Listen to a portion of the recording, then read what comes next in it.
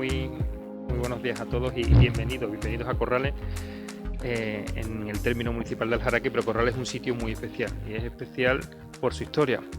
Bienvenido, querido decano, bienvenida, querida presidenta del puerto, bienvenidos también a la Junta de Gobierno, a todos los colegiados y a muchos vecinos que también nos acompañan en un día que para nosotros es muy especial, porque hoy de nuevo volvemos a hablar de una de las joyas de esta provincia y que para nosotros, para Aljaraque y concretamente para Corrales, es un símbolo muy especial que hace muchos años que se venía reivindicando la posibilidad de que no se perdiera, como se han perdido tantos símbolos en nuestra provincia, y yo le quiero agradecer al puerto pues, el magnífico trabajo y por supuesto también a Narciso, que es un placer tenerlo hoy aquí para que de primera mano nos cuente pues cómo van esas obras, todo lo que vamos a poder disfrutar dentro de muy poco. Así que muchísimas gracias, Pilar, porque sé que fue un empeño tuyo de que ese muelle se volviera a ver con el esplendor que tuvo en sus tiempos. Y muchísimas gracias al Colegio de Arquitectos por darnos la oportunidad en nuestro municipio de poder tener una conferencia de este nivel, de poder seguir aprendiendo, poder seguir sobre todo sabiendo qué es lo que tenemos, porque en muchas ocasiones vosotros los arquitectos sí lo sabéis, pero los que no somos arquitectos, pues en muchas ocasiones se nos escapan mil detalles, así que agradeceros que os hayáis acordado de nuestra casa para poder tener esta magnífica conferencia. Y le di paso a la presidenta de la Autoridad Portuaria, Pilar Miranda. Para mí hoy es un día importante, importante porque los arquitectos sois fundamentales en la vida, porque sois los que hacéis habitable nuestras casas, los espacios donde trabajamos, las calles, sois gente con corazón que lo transmitís en vuestro trabajo. Quiero dar las gracias. No tiene color. Yo cuando arreglé mi casa, la última casa en la que he vivido, mi marido estaba enfermo y contraté a un arquitecto. Me lo arregló todo y además por muy poco dinero, por lo cual nunca más, si me vuelvo a cambiar de casa, nunca más lo haré solo. Creo que sois unos profesionales esenciales. Yo quiero daros las gracias al puerto por colaborar en algún con vosotros. Respecto al muelle de Tarsi, cuando llegué al puerto, pues nada más llegar, al poco tiempo se restauró Colón. Colón estaba teniendo problemas, se estaba cayendo a trozos, y era una pena, y ya está perfectamente restaurado. Y ahora vamos a comenzar, vamos a poner la primera piedra el día 14 del espacio de alrededor, para poner en valor el monumento, porque el espacio estaba muy deteriorado y que y Tarsi, pues era una pena porque todo el mundo lo vemos desde fuera, desde lejos, pero nadie aprecia el problema que tenía tan gordo. Se estaba cayendo también, estaba absolutamente quemado, problema. Y la verdad que como en el puerto de Huelva hay unos profesionales de primer nivel, quiero saludar expresamente a los compañeros, a la jefa del departamento de infraestructura y al ingeniero también de este puerto, pues rápidamente se pudo poner en marcha. Se pudo poner en marcha una restauración, puerto económico muy alto, 5,6 millones de euros, y además con un trabajo que se está haciendo minucioso. Quiero darle la enhorabuena al conferenciante que ha dirigido el proyecto y a todo su equipo, y también a la obra. Además, una obra que es una UTE formada por 3 empresas y 2 de ellas son de UTE. Entonces se está haciendo un trabajo maravilloso y mi intención, desde luego, es ponerlo en valor, incluso que haya alguna fórmula donde estoy en conversaciones con la Marina para que pueda haber un atraque o alguna fórmula para que se pueda utilizar y se pueda visitar por los ciudadanos. Ahora mismo estamos en plena restauración de todo el espacio portuario, concretamente el muelle de Levante va a cambiar la imagen de Huelva en el mundo. Tenéis mucho que decir, los ingenieros y toda la población, porque no nos podemos equivocar. No nos podemos equivocar. La Marina ya está en marcha, va a haber un Museo de América, una terminal de cruceros y mucho más. Pensar que no equivocarnos. Hay hoteles, casinos, zonas verdes, apartamentos. Es muy grande, cabe todo, pero tenemos que muy bien pensar que se va a ver. Y después hay que acercar el puerto a la ciudad, abrirse. Hay que conseguir que haya un matrimonio, una pareja de hecho, como lo queráis llamar, unido entre el puerto y la ciudad. Porque si no, no funciona. Nosotros no queremos hacer gueto, queremos precisamente que lo que se ponga en el muelle de Levante se aproveche en la ciudad. Y además, la Marina me comentaba ayer precisamente que estaba con Luisita, con uno de los empresarios que están quitándose de las manos los atraques y además en barcos de alto nivel, con lo cual no podemos perder la oportunidad. Ya se ha restaurado la ciudad del Marisco, estamos a la espera de que los espectadores consigan las licencias municipales, esperamos poderlo poner en marcha lo antes posible y estamos restaurando todo el espacio portuario. La avenida Francisco Montenegro, estamos muy contentos con el resultado y el paseo de las vías y todo el espacio portuario. Pero lógicamente también era necesario restaurar las señas de identidad porque tenemos una cultura y una historia muy... Anunciaros, porque sé que anunciaros, vamos a primer año Congreso Internacional sobre Cartesa, que va a liderar lo que el Pepe Orihuela y unos cuantos profesores que vamos aquí con la universidad. Igual ya el que tenga más interés. Y por supuesto ese trabajo no sería completo si no colaboráramos con las entidades sociales, culturales y deportivas como el Colegio de Arquitectos, que es una entidad, es un colegio de profesionales de muy alto nivel y nos ponemos a disposición para colaborar de ahí necesaria. Y me encanta esta colaboración en este caso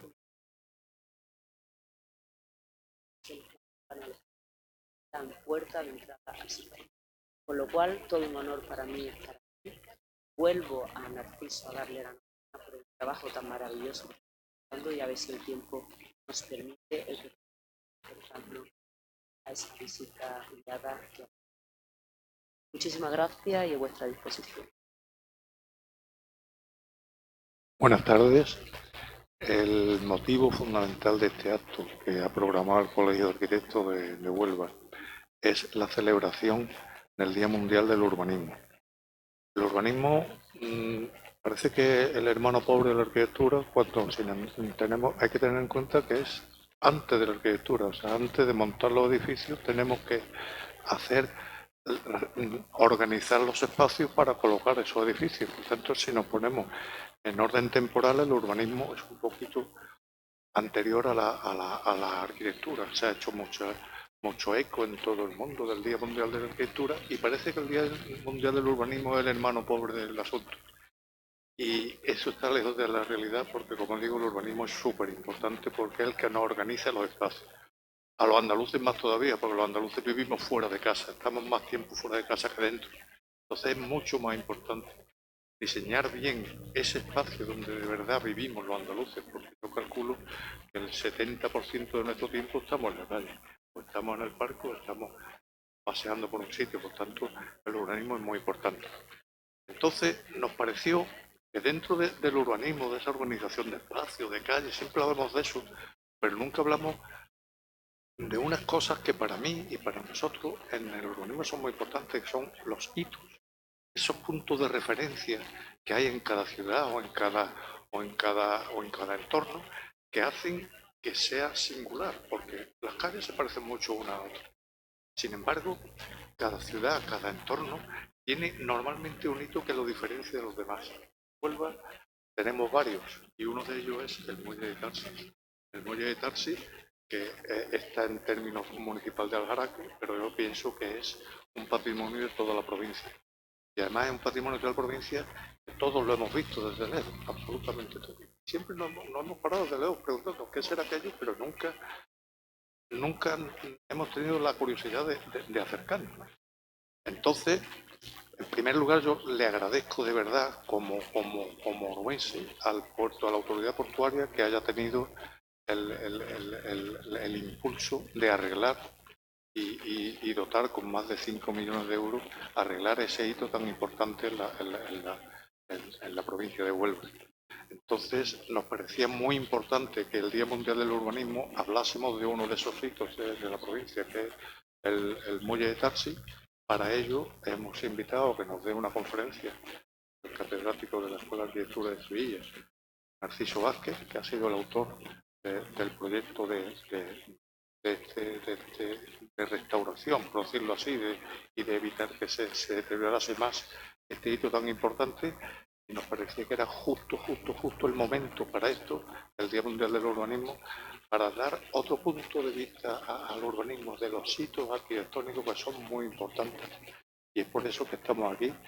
Le agradezco al señor alcalde que nos haya prestado este maravilloso entorno, que estamos aquí, nos da una importancia impresionante. Eso está aquí arriba explicando todo esto, y a la autoridad portuaria por el interés que ha tomado, primero por ayudarnos y permitirnos después la visita guiada a las obras, y anteriormente por haber invertido esa cantidad de dinero en restaurar un hito que para los nueces pienso que es muy importante.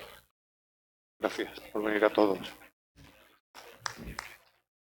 Yo voy a procurar no extenderme demasiado en la presentación del conferenciante, puesto que yo no soy el protagonista, pero el protagonista es él y no quiero restarle protagonismo. Pero sería un error no leerme, y digo leerme, su currículum, porque sabérselo de memoria es absolutamente imposible. Lo tiene un currículum que resumido son 2 folios. Si no lo resumimos, podríamos estar aquí hasta posiblemente avanzada la tarde. Ha sido director de la Escuela Técnica Superior de Arquitectura de Sevilla, su nombre es Narciso Vázquez Carretero. Es presidente de la Conferencia de Directores de la Escuela de Arquitectura de España de 2010 a 2017 y coordinador de la Conferencia de Decanos y Directores del Centro de la Universidad de Sevilla. Es profesor titular de universidad, a la que dedica todo su tiempo. Del Departamento de Estructura de Edificación e Ingeniería del Terreno, del área de Conocimiento Mecánica de Medios Continuos y de Teoría de Estructuras. Es doctora en Arquitectura desde el año 2001 y premio extraordinario del doctorado 2000-2001. Su director jefe de estudios de la Escuela Técnica Superior de Arquitectura de Sevilla del 2001 al 2005. Fue becario del FPI en 1997 a 1999. Ha tenido el mejor expediente académico de la 31 promoción de la Escuela Técnica Superior de Arquitectura de Sevilla de 1995 a 1996. Premio de la Real Maestranza de Caballería de Sevilla de 1996. Premio del Excelentísimo Ayuntamiento de Sevilla en 1995-96. Voy a leer muy rápido porque es largo, ¿no? Premio Excelencia Docente 2001, 2002, 2003, 2004. Evaluador de jurados internacionales y miembro de comités científicos, asesores o sociedades científicas. ANEP, COPV, Punta Andalucía, Ayuntamiento de Sevilla, HNA, Consejo Superior de los Colegios de Arquitectos, Colegio Oficial de Arquitectos de Sevilla, Huelva, Córdoba y Cádiz, FIDAS, ASEMAS, Empresa Pública del Sur de Andalucía, etc. Claustral de la Universidad de Sevilla, miembro del Consejo de Gobierno de la Universidad de Sevilla 2010-2011, miembro del Foro de la Arquitectura. Ha colaborado en 35 convenios de colaboración con investigadores o tecnólogos de otros centros de I+D públicos o privados. 5 proyectos de investigación I+D+I financiados en convocatorias competitivas de entidades públicas, 13 no públicas. 2 sexenios de investigación, 5 quinquenios de docencia, que son 15 minutos. No, quinquenios, sí, 25. Y 8 trienios.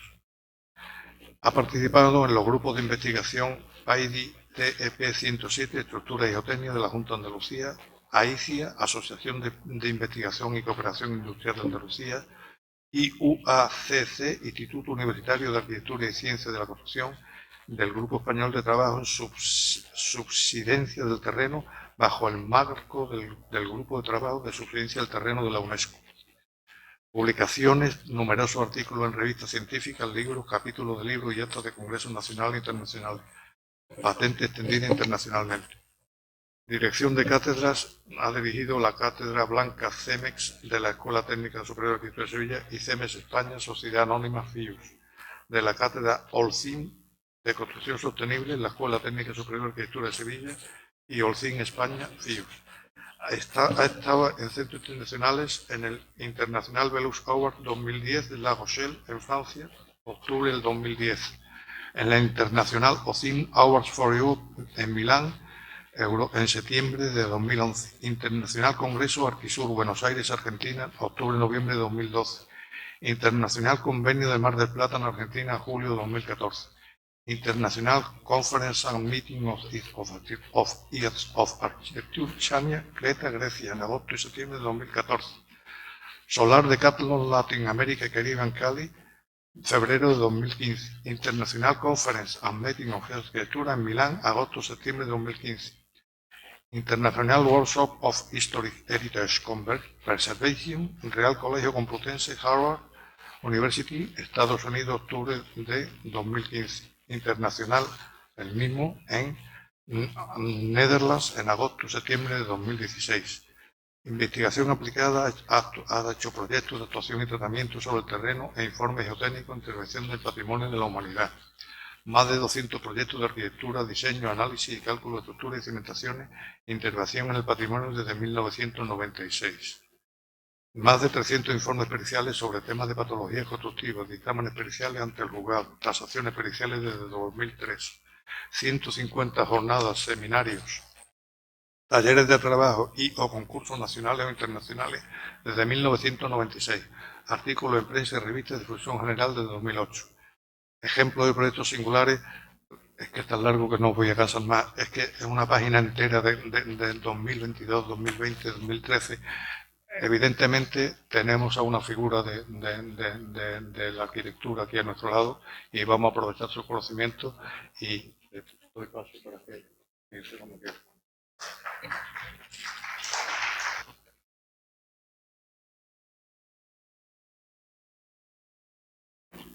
Muchas gracias, señor decano, presidenta del puerto, alcalde, compañeros y compañeras. Lo primero, decir que hay que recordar a las personas que en este proceso han tenido una mayor influencia desde que allá por el año 2015 comenzó a fraguarse el estudio diagnóstico estructural que luego ha desembocado con el paso del tiempo en la rehabilitación del muelle de Tarsis.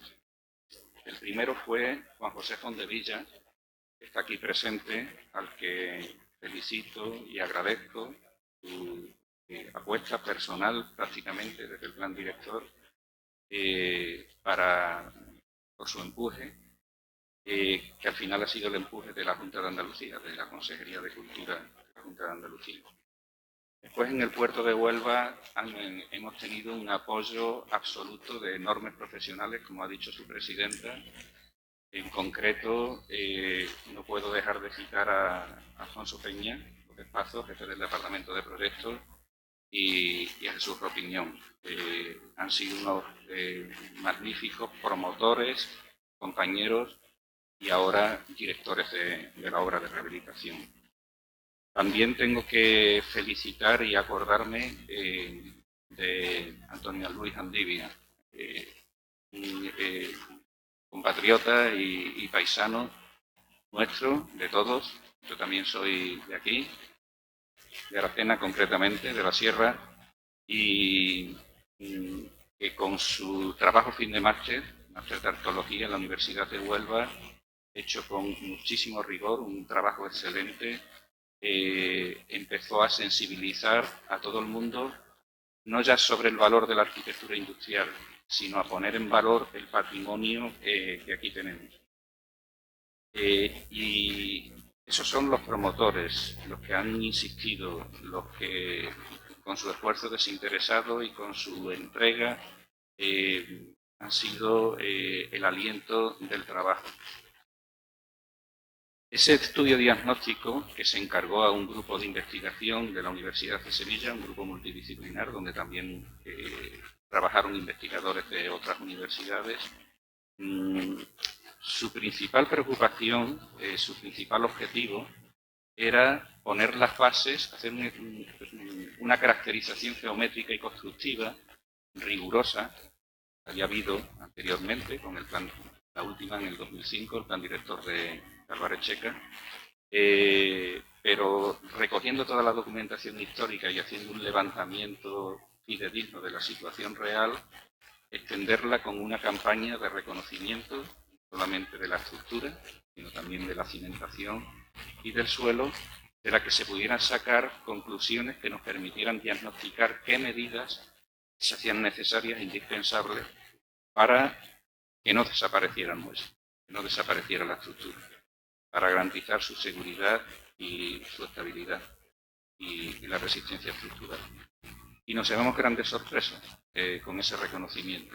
Ahora veremos las conclusiones porque es lo que fundamenta y lo que da sentido a las acciones del proyecto de rehabilitación, que son luego las que se están ejecutando en las obras.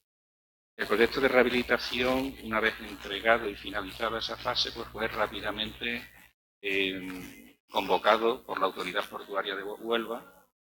Incluso paró algún que otro mes porque cogió justo el periodo de confinamiento por la crisis humanitaria provocada por el coronavirus del 19. Pero la licitación, en cuanto se convocó en cuanto se terminó el periodo de confinamiento, y el proyecto se redactó en ese otoño, hace aproximadamente 2 años. Para ese proyecto no solamente ha sido muy generosa la Autoridad Portuaria de Huelva, sino que además ha sido eficaz, porque ha conseguido que se financie en parte con cargo al programa del 1,5% cultural, colaboración con el Ministerio de Cultura, lo que tiene exigencias añadidas, porque obviamente ese dinero que se reinvierte tiene que cumplir una serie de condicionantes que si no, pues no podría entrar dentro del programa. Al final, el presupuesto del proyecto, como vemos en la imagen, no sé si se ve muy bien, pero como se ha dicho, es de 5.800.000 euros, que al final de la licitación de la obra ha sido por 5.600.000. Pero no solo eso, es decir, estamos aquí ante un caso singular y paradigmático de recuperación de una estructura que forma parte de nuestra esencia y de nuestra vida y de nuestra retina, pero la importancia del elemento que estamos recuperando no solamente una importancia práctica de nuestra vida y de nuestra sociedad y de nuestro patrimonio, sino que da pie y está fundamentada en una profunda actividad científica. Por ello, este proyecto, este estudio diagnóstico en el que se basa, ha sido fuente, aparte de ese pionero trabajo fin de máster de Antonio Andivia, de tesis doctorales.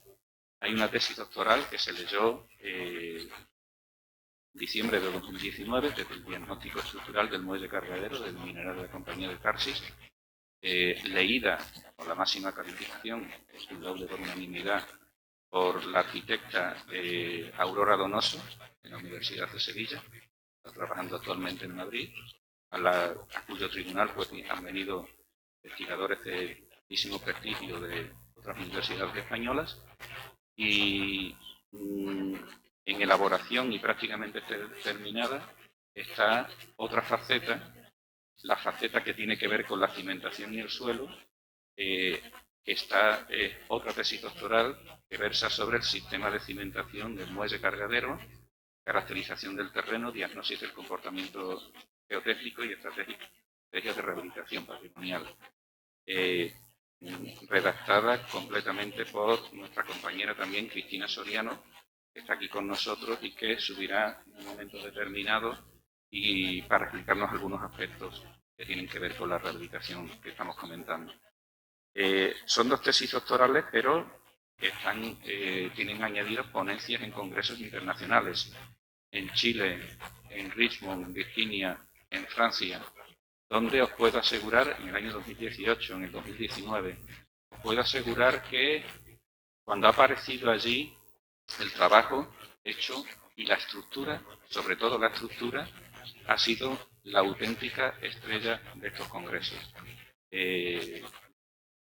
No solamente la importancia del muelle se basa en que ha sido clave para la economía y el desarrollo social, la actividad que representa de la comarca, no solamente de Huelva, sino que también todos los mayores especialistas en el mundo de la arqueología industrial que lo conocen o los que lo han conocido o que lo han pisado, porque hemos aprovechado cuando han venido a la lectura de esta tesis doctoral para hacer una visita y para que lo vieran, se han quedado maravillados de conocer que hubiera una estructura, un monumento como ese en Huelva, eran desconocidos hasta ahora en todo ese mundo científico, y nos han felicitado diciéndonos: sois muy afortunados porque investigáis y trabajáis sobre algo que merece la pena y que es un orgullo.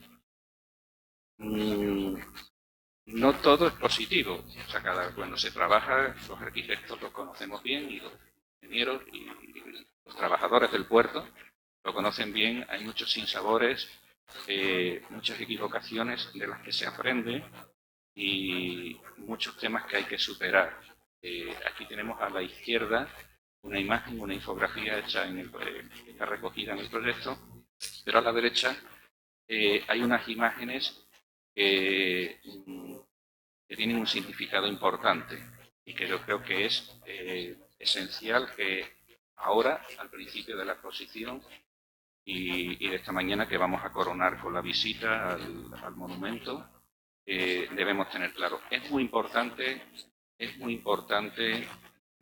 la conciencia patrimonial y es muy importante el seguimiento y la exigencia en la vigilancia de esas claves.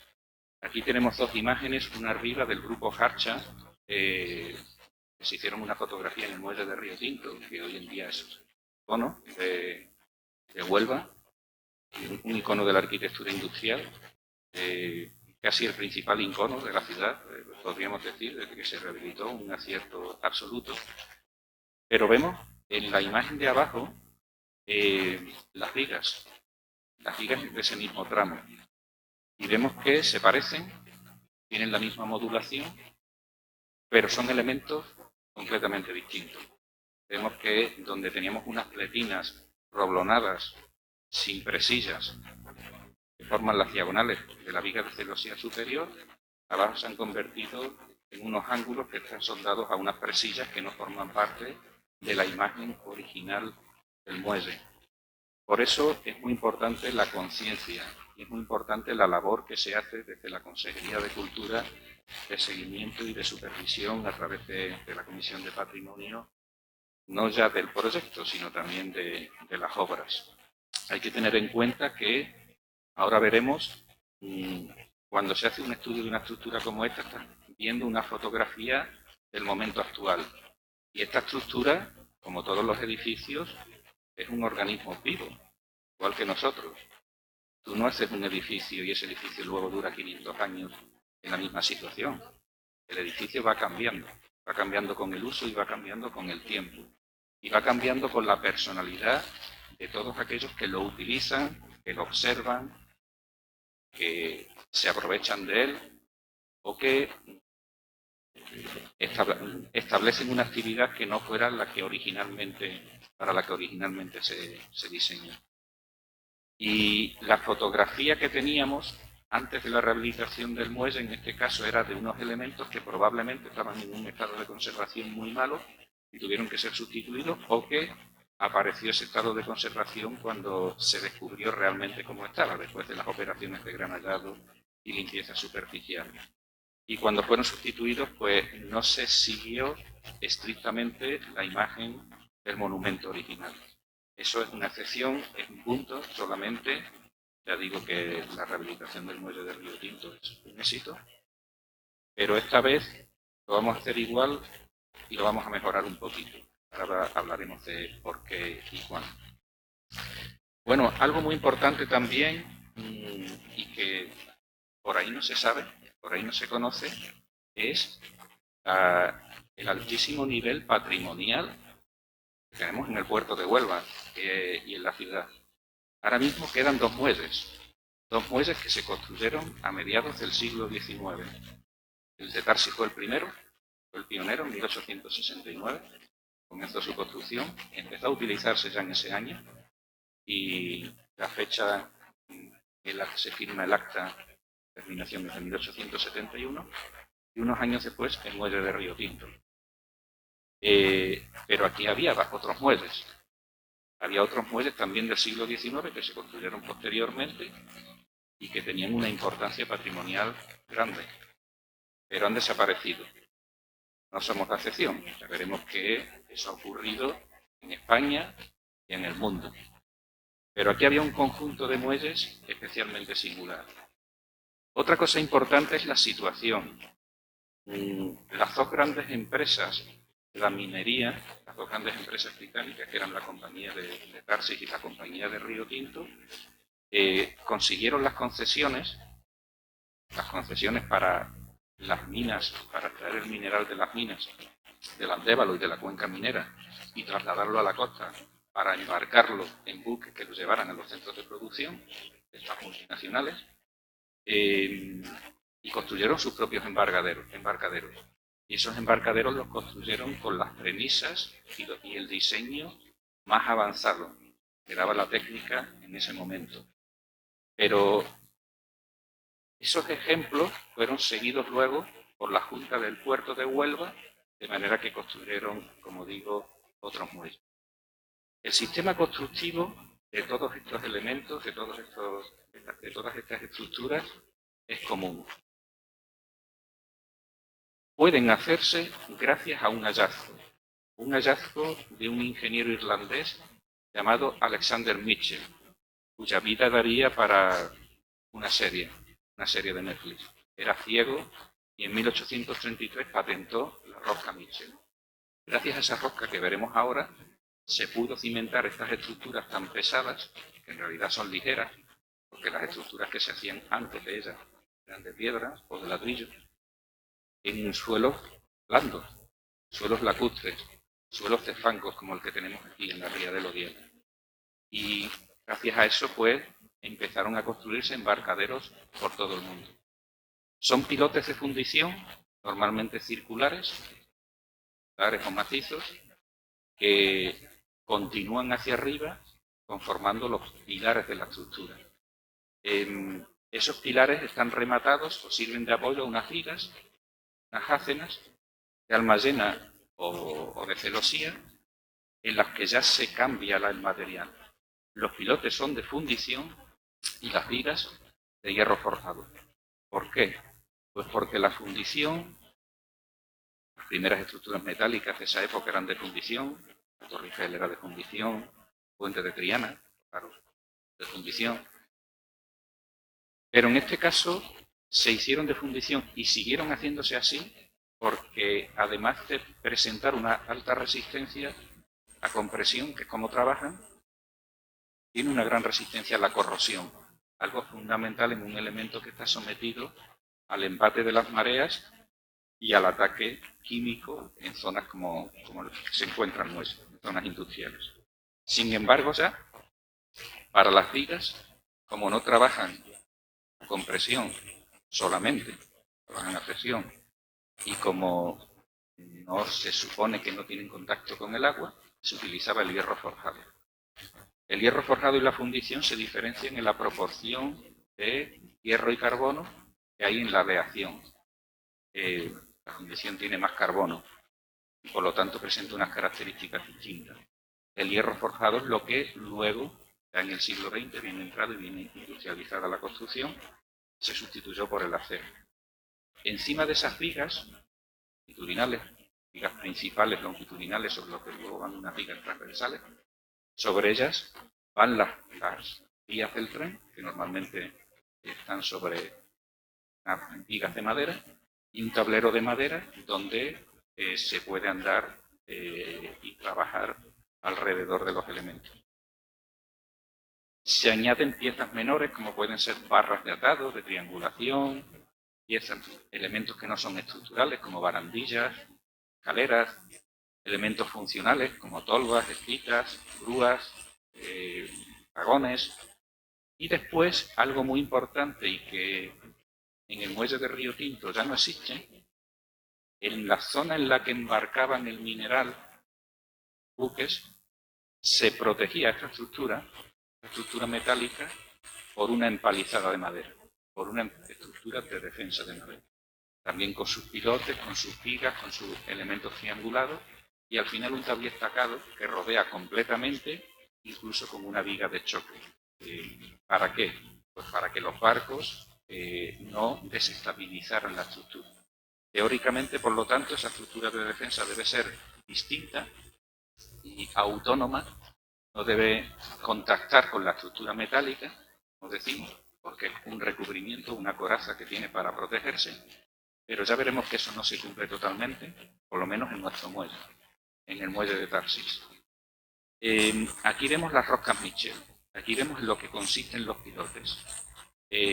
Vemos que lo que tiene es como si fuera un sacacorchos, una vuelta y media de un sacacorchos, que lo que hace es que la carga que se transmite por el pilote, si fuera un cilindro solamente, se transmitiría a través del fuste por rozamiento y de la punta, de forma normal, pues se transmite por una superficie plana mucho mayor, más grande, y por lo tanto la presión es menor. Y por lo tanto en un suelo que a lo mejor no resistiría la presión del pilote con su área, ahora sí resiste. Y no solamente eso, sino que ese nivel donde están todas esas rocas forma un plano fuerte a esa profundidad dentro de los fangos. Claro, esto lo hacían porque no tenían medios para cimentar en el estrato profundo, como tenemos hoy en día, que existe y que está por debajo de los fangos. Esta es la imagen de las rocas Mitchell y estos son planos del proyecto original. Es emocionante ver planos y tenerlo en tus manos de 1869. Y es emocionante también ver la inteligencia y la claridad con la que están dibujados y con la que están precisados todos los elementos y la economía de medios. Bueno, esto es algo que no forma parte de la estructura, pero la estructura y el mundo en el que vivimos, los edificios y el urbanismo, son cultura. Detrás de cualquier escalera, detrás de todo lo construido, hay mucha cultura. No digamos detrás de un edificio como este, de una estructura como esta. Aquí tenemos que, gracias a ese hallazgo de ese irlandés ciego que patentó en 1833 la rosca Mitchell, empezaron a construirse muelles por todas partes. Y en el Reino Unido, esto vamos a decir, una investigación no exhaustiva, como la que hemos podido hacer nosotros. Tenemos detectados 82 muelles, 61 con las rocas Mitchell, 10 con otros sistemas de cimentación y 21 con cimentación desconocida. Aquí están todos situados. Aquí tenemos en el mundo 274 muelles. Estamos hablando de segunda mitad del siglo XIX. 97 con pilotes Mitchell, más 61 británicos, más 16 españoles, 174. Y con otras cimentaciones, cimentación desconocida, hasta 90. Como vemos, en el momento de apogeo del Imperio Británico, estos muelles se construyeron en todo el mundo. Pero es curioso que el muelle de Tarsis se construyó antes que el 95% de estos muelles. Y desde luego antes que todos los de Hispanoamérica. Con lo cual, un argumento también que supongo que habrán tenido en cuenta para la adjudicación en el programa del 1,5% cultural, estamos también en otro ejemplo de una estructura que se crea, que se origina, que se innova aquí y que luego es un conocimiento que se transmite al otro lado del charco y se desarrolla profusamente en mucho mayor número. Aquí tenemos imágenes de muelles, todos posteriores, bueno, excepto ese de Pisco de Perú, todos posteriores al muelle de Tarsis y en todas partes, en Francia, Estados Unidos, en La Haya, en Togo, en la India, en Australia, en China, en Madagascar, en Indonesia, y vemos que son los mismos elementos que tenemos aquí, incluso esos pilotes tan raros, inclinados y delgados, que no se colocaron originalmente en el muelle, pero que ahí están. Vemos que no todos se destinan a cargar mineral. Algunos son productos manufacturados, productos alimentarios, materias primas, incluso hay muelles de recreo, donde tenemos pabellones construidos encima, arcos, etc. Pero fijaos, esta imagen es muy importante. En España teníamos 30 muelles, de ellos 16 con pilotes Mitchell, son los azules, 5 con otros sistemas de cimentación y 9 con cimentación desconocida. De ellos, 5 estaban en Huelva, en el puerto de Huelva. 5 de los 30 y 5 de los 16 Mitchell. Pero es que hoy solo quedan 7. Y de esos 7, 3 están en Huelva. Uno es el de Río Tinto, otro es el de Tarsis y otro es el de La Rábida. Después tenemos otros 2 en Andalucía. Bueno, otro en Andalucía, el Muelle del Cable, en Almería, pero no está cimentado por Rocas Michel, y el de Tarsis, con Rocas Michel solamente tenemos los 3 de Huelva y el que queda en Portugalete, en Bilbao. Entonces, ya que hemos conseguido mantenerlo, es muy importante que le demos el valor que tienen. Esto es una fotografía de 1920 en la que se ve el muelle de Tarsis, perfectamente identificable porque tiene una forma como de Y, 2 embarcaderos, ahora veremos por qué. Tenemos el muelle norte y el muelle sur. El muelle norte tenía también, vosotros lo sabéis perfectamente, todos estos muelles han sido fotografiados, pintados, grabados. Cualquiera que haga la más mínima búsqueda en las redes sociales, en internet y demás, encuentra miles de referencias. Es muy difícil encontrar a alguien de Huelva y que no tenga alguna relación con Tarsis, con el muelle. Mi padre trabajó allí, mi abuelo, incluso estos investigadores que digo que venían a la lectura de la tesis doctoral, decían que cuando vieron el libro, el mazacote de la investigación, uno que era allí, que era de Huelva, se emocionó cuando lo vio porque empezó a recordar el trabajo, su familia, etcétera, ¿no? En el Muelle Norte, de 1908, había una oficina puente, con un lenguaje historicista. Ahora lo vamos a ver, igual que la que tenemos en el de Tarsis, en el de Río Tinto, no, cada uno tiene su personalidad. Pero esos 2 muelles, el sur y el norte, fueron construidos por la Junta del Puerto de Huelva para todas las demás empresas que no tenían la capacidad y la potencia y la capacidad económica de las otras 2. Entonces, es un conjunto patrimonial, industrial, de primera magnitud. Vale que en tiempos pasados, hace décadas, no se valorara esto, pero hoy en día no, hoy en día tenemos una sensibilidad y reconocemos lo que tenemos. Por lo tanto, chapó a la iniciativa de la Autoridad Portuaria de Huelva, a esa recuperación del muelle de Río Tinto que tanto costó, porque yo he estudiado a fondo todos esos proyectos y se empezó antes del año 92, empiezan antes del año 92 y hay varios proyectos, hay 3 fases. Desgraciadamente quedó mutilado el muelle por la avenida y sé que es una ilusión de los ciudadanos de Huelva que vuelvan a estar unidos y no quede descontextualizada la parte de tierra como está ahora mismo. Me consta pues que hay un concurso previsto en marcha. Pero ahora nos ocupa la rehabilitación y la recuperación del muelle de Tarsis. Fue el primero, el pionero.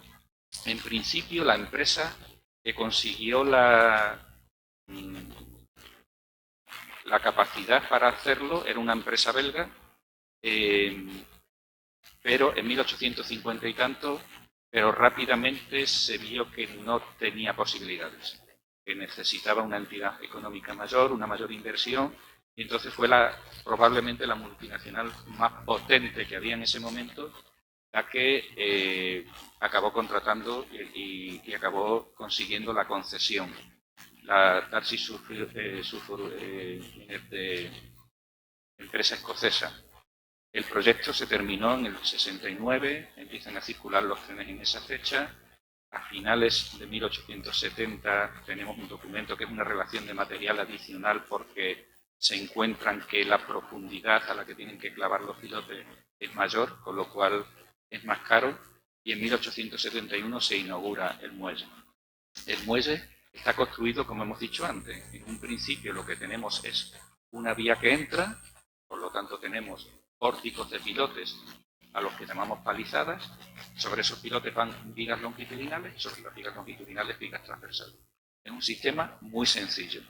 Las obras de arquitectura que más emocionan, el Partenón de Atenas, el Panteón de Roma, el Acueducto de Segovia, son elementos estáticamente colocados unos encima de otros. Pues esto es lo mismo. Así está hecho el muelle, con elementos metálicos unos encima de otros. Y luego esas palizadas se van pasando de parejas de pilotes a tríos de pilotes a dobles parejas de pilotes, de manera que las vías se van bifurcando, hasta que llegamos al embarcadero donde hay hasta filas de hasta 7 pilotes. Así estaba construido el muelle original, con todos los elementos que hemos comentado, con las estructuras de defensa, etc. Empezaron a utilizarlo, fue un éxito absoluto, por supuesto. Estas fotos posteriores, 1972, se ve el muelle de Río Tinto al fondo y se ve el muelle norte y el muelle de Levante. El muelle de Levante es ese muelle alargado que tenemos ahí, que ya tampoco lo tenemos. Se necesitaba cargar cada vez más mineral, corría peligro de que la empresa muriera de éxito y además había mayores exigencias, se necesitaba grúas con mayor tonelaje que no cabían ya en ese embarcadero. Y entonces se les ocurrió hacer algo absolutamente innovador, y es hacer un segundo ramal. Un segundo ramal que sale a partir de una cierta distancia del primero. Y se construyó en un principio en los planos, está paralelo al anterior, pero en el acta de replanteo se dice que se gire 10 grados hacia la zona de Aljaraque, hacia la zona de Marismas del Odiel, para permitir que entren mejor los barcos y para conseguir una posición mejor en la ría. Este muelle, este segundo ramal, el proyecto empieza en 1915, bueno, el proyecto anterior es de Moran-Prim, y este proyecto es de la William Arroll Company. En muchos sitios se dice que es un diseño del ingeniero William Arroll. No es cierto. William Arroll estaba muerto ya cuando se hizo el proyecto, cuando se redactó el proyecto, pero sí está suscrito por su compañía, que era la multinacional de esa época, e incluso hay marcas en las vigas y en los elementos secundarios, cabestrantes, norais, etcétera, donde aparece impresa el logo de la empresa. Hay que tener en cuenta que estamos en la fecha de la Primera Guerra Mundial. Es decir, que por una parte hay dificultades, pero por otra parte también es un momento en el que se acelera la investigación y el desarrollo, pues, de todo lo novedoso ingenierilmente. Para que nos hagamos una idea, cuando se construye el primer ramal en 1871, estamos hablando de la fecha de la Guerra de Secesión Americana, es decir, en esa época es cuando se construyó, era una época absolutamente primitiva. De hecho, vamos a ver hoy que los pilotes y los elementos originales que existen en el muelle, que aún subsisten, de la época del siglo XX, del segundo ramal, están industrializados, son todos idénticos. Sin embargo, los primeros, los de la primera mitad del siglo XIX, cada uno es de una forma. Son singulares, son piezas únicas, son como los capiteles de las iglesias románicas. Piezas únicas donde además está la personalidad del que lo hace. Vamos a ver por qué. Incluso tenemos grabados, no he traído hoy ninguno, pero donde se ve la instalación de esos pilotes con cabestrantes accionados manualmente, es decir, empujando, no con medios eléctricos ni mecánicos. Aquí tenemos un plano de lo que es el proyecto reformado del ferrocarril de Tarsis al Fraile en el río Adiel, en 1867, y planos del proyecto del embarcadero del ferrocarril minero de Tarsis en el río Adiel. Fijaos qué sencillo, dibujado, cómo tenemos longitudinalmente a lo largo de lo que es el perfil del muelle, se dibujan las palizadas, los pórticos, y se abaten. Así es como están dibujados y como están representados, donde se pone la parte que está sumergida en el agua y el empotramiento del piloto hasta que llega a la rosca Mitchell en los flancos. Y por arriba pues vemos esas cruces de arriostamiento entre los elementos. Aquí tenemos el proceso, por lo tanto, de nuestro muelle. Se construye en 1867-71 el primer ramal, con grúas pequeñitas de poca capacidad. En el proyecto de 1915 termina de construirse en 1921 el segundo ramal, con la oficina puente. Ya existía el muelle norte, porque el muelle norte es de 1908, y ya existía la oficina puente del muelle norte. Aquí se repitió otra oficina puente con un carácter mucho más ingenieril, menos historicista. Esa oficina, un puente por debajo del cual pasan los ferrocarriles, las locomotoras y los vagones cargados de mineral, y desde ahí es para que no haya mucha gente, se supervisan los trabajos. Ahora vemos en el proyecto cómo se trata, qué es lo que se hace y lo que está previsto. Y está usándose con muchísimo éxito durante un siglo o un siglo y medio, y en 1960 aproximadamente deja de utilizarse el primer ramal, y como 20 años más tarde, los años 80, se desmantela. Una verdadera pena. La fecha de nula explotación del muelle es de 1990 y tantos, 1995, y en una explotación ya del segundo ramal, de lo que queda del muelle. Hay que tener en cuenta que, claro, nosotros tenemos una primera parte del muelle que es el muelle original, siglo XIX, y a partir de ahí lo que queda es del siglo XX, donde está a partir de la curva, donde está ya el embarcadero, la oficina puente y demás. Pues desde la fecha de nula explotación empieza a desmontarse por parte de la empresa explotadora, empiezan a desmontarse los elementos y a construir para venderse como chatarra.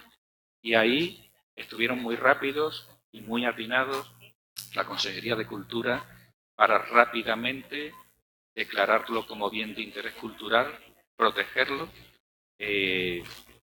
Está recogido en BOE en el año 97, en octubre del año 97, y a partir de ese momento está protegido, incluido, inscrito en el Catálogo Andaluz de Patrimonio Histórico con la categoría de monumento, y por lo tanto es intocable. Y esa es la configuración que tenemos hoy en día. Bueno, miento. La configuración de hoy en día es mucho peor, porque como un año después, año y medio después, se declararon sendos incendios importantes en el tablero del muelle y en la estructura de defensa, que probablemente es lo que ha hecho más daño en el muelle a lo largo de su historia. Más que el uso, más que las inclemencias meteorológicas. Y desde entonces no se ha utilizado, no tiene una actividad que exija el mantenimiento, y por lo tanto pues cada vez ha estado más degradado, hasta que por fin la autoridad portuaria de Huelva pues ha emprendido los pasos para rehabilitarlo. Aquí tenemos una imagen del muelle con los dos embarcaderos. Aquí tenemos otra también, una mitad del siglo XX con los dos embarcaderos, donde se ve al fondo el muelle norte. Y el muelle de Río Tinto por allí se vislumbra a lo lejos. Y demás, aquí tenemos las grúas, es decir, que estaban en funcionamiento. Hay que tener en cuenta también, yo le escuché en una charla a Óscar Tusquets decir una frase que me hizo mucha gracia, y que era el título de una ponencia que decía que no hay un coche de Fórmula 1 feo. Con eso venía a decir, o quería decir, que lo que está diseñado perfectamente para la función es estético, es bello. Con el muelle de Tarsis pasa algo así. Es una estructura bellísima, está en un sitio bellísimo, pero que no está colocada allí buscando la estética o solo la estética. Está buscada introduciéndose en la ría del Odiel a partir del puntal de la Cruz, buscando la zona más centrada posible en la ría para conseguir el máximo calado posible, para que entraran los buques de mayor tonelaje posible y poder llevar el máximo mineral posible. Pero esas curvas, esos tramos rectos, esas contracurvas y el sitio en el que se emplaza son únicos. Esta es la primera fotografía que existe del muelle, que está en el Archivo Nacional de Cataluña. Está tomada entre 1871 y 74 y se ven unos barcos cargando mineral, el primer muelle, por supuesto, y sabemos que es de esa fecha porque todavía no ha aparecido el otro gran emblema, el otro gran icono, el muelle de Río Tinto. No se ve al fondo y estaría. Por lo tanto, es una foto antiquísima y, como digo, antiquísima. Estos son fotos de la segunda mitad del siglo XX. Aquí vemos la oficina puente, su configuración, las grúas, el embarcadero. Esta es la orden por la que se protege el muelle de Río Tinto. Es otro monumento, inscrito con la misma categoría, en el año 97. Y esto es un render de el levantamiento del muelle de Tarsis que hicimos para el proyecto. Aquí se ven perfectamente las zonas Y la zona, para entender el edificio, para entender la estructura, hay que conocer su historia. Igual que para todos nosotros. Todos nosotros somos productos de nuestras circunstancias y de nuestra historia, y así son las casas. Los arquitectos que trabajan en rehabilitación lo saben bien. Nos encontramos en las casas habitaciones tapiadas, decisiones raras y demás, y son productos de la vida de la familia que ha vivido allí. Pues estos productos de la vida de una ciudad, de una comarca y de una actividad que se ha desarrollado y que está íntimamente imbricada en ese desarrollo. Vemos que hay un tramo con una curva ligera y un tramo recto de mucha longitud. Estamos hablando de casi medio kilómetro, 400 y pico de metros, que forma parte, es del siglo XIX, forma parte del primer muelle, del primer embarcadero, y a partir del cual hay una curva bastante pronunciada donde se van ampliando esos pilotes de las palizadas.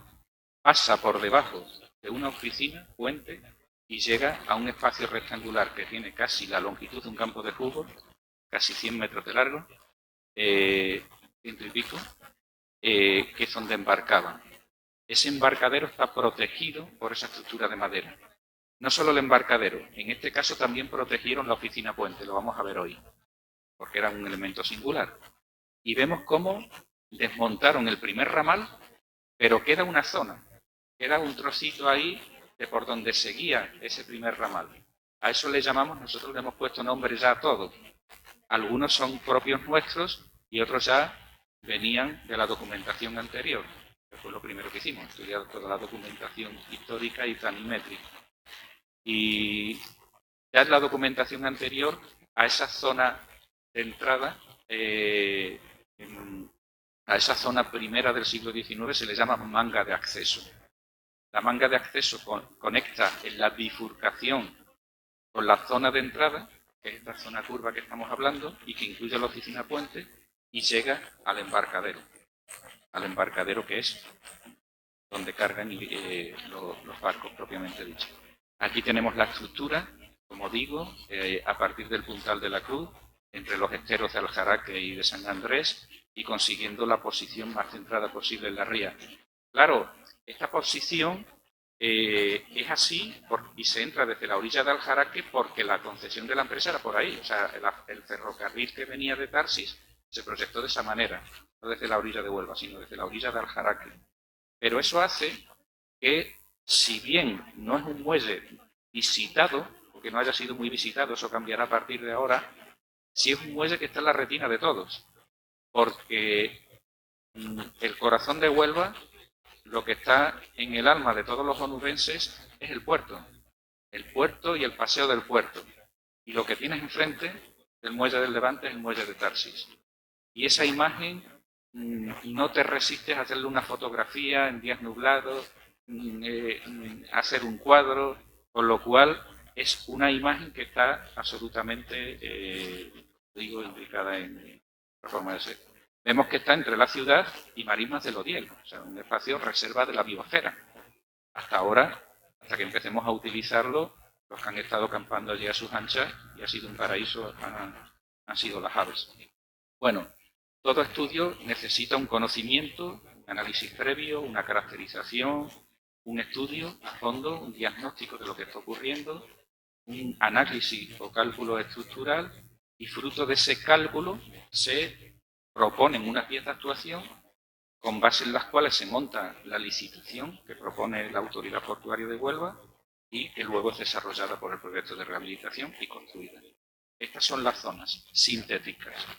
La primera parte, la manga de acceso, zona original del siglo XIX, una parte recta, una curva y otra recta. Lo tenemos dividido en 3 tramos. Los planos tienen una longitud enorme, como podéis comprender.